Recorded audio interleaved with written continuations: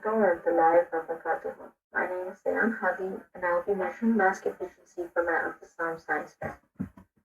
My research question is, what kind of easily accessible mask is the most effective at reducing the spread of bacteria? I chose this experiment because we're currently living in a pandemic, and we should know which type of mask we should use to best protect ourselves without spending hundreds of dollars on an N95 mask, which healthcare professionals require. As you can see from this imaging technology a picture, that not all masks are created equal and our masks leak. So, I wanted to figure out which mask is the most effective at preventing this leakage. Um, but I don't have this technology, so I'll be plating the bacteria that leaks out.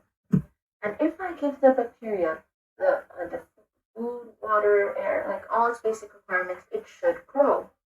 So the basic procedure is I will be plating by coughing on these different petri dishes with these different masks, and one control, which is a no mask, just to make sure bacteria will grow.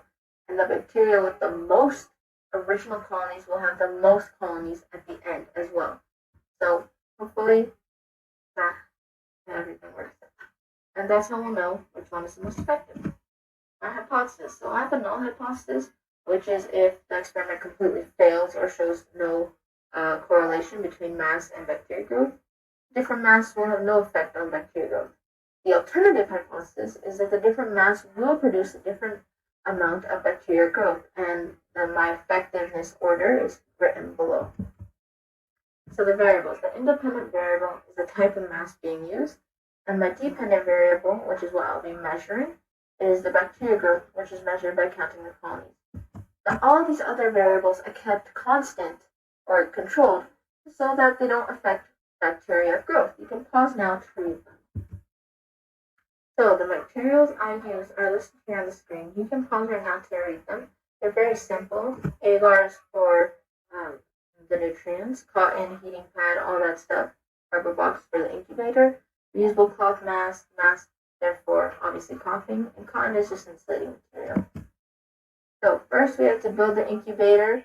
Image to the left is at the start where we just prep the incubator. And to the right is it's stuffed inside with bacteria after we have plated them.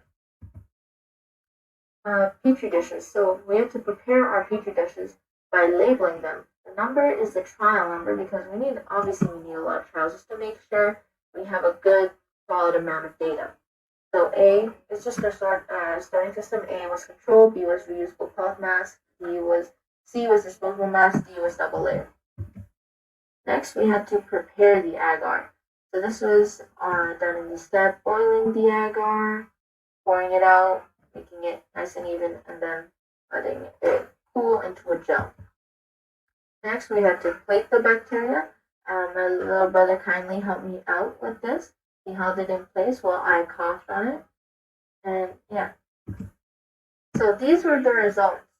As you can see, the control obviously had the most bacteria growth, which also indicates that bacteria growth did occur, meaning our experiment was successful. And as you can see after that, the least amount of bacteria growth, which is what we want to see, is with the two-layer disposable mask, which I predicted would be the most. And then is reusable mask, which is surprising, and then disposable mask. So the ranking is number 1 is double layer, number 2 reusable, and the least effective from the ones I tested, other than control, was the disposable mask.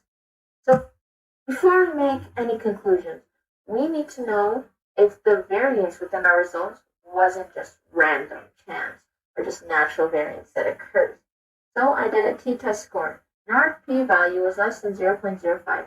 That means this random variance was not due to chance. There was a reason behind it, and that's because the original spores or bacteria from our mass leakage obviously more. So our alternative hypothesis from earlier is accepted. So the results are the double layer mask, which is 2 disposable masks, is the most effective, easily accessible mask. Significance of the results. Well, now you all know the best way to protect yourselves from COVID and bacteria spread outside of the pandemic as well. Like if you're ever going to a doctor's office or visiting a country with a lot of air pollution. And But a downside of this is there will be more waste due to the increase of single-use masks. So again, go out as less as possible, and inshallah the pandemic will soon be over because vaccination is going really well in Canada, and yeah, hopefully it doesn't increase that much. So improvements I would like to make to this experiment. I would like to have a better incubator because the one that we used, it's not the best. They had an internal temperature of 26 degrees Celsius, and good incubators have around 31 to 32 degrees Celsius. So a better incubator should be required. Maybe we can build out not cardboard, but actual wood and have some proper insulating material and a better heat source. And also a better plating mechanism because having the petri dish lid out open, it allows a lot of contact from bacteria that's just in the air. So that is a better plating mechanism would be to use a sterilized chamber with one direct path, I guess, like a controlled path for the leak bacteria to go through. And one thing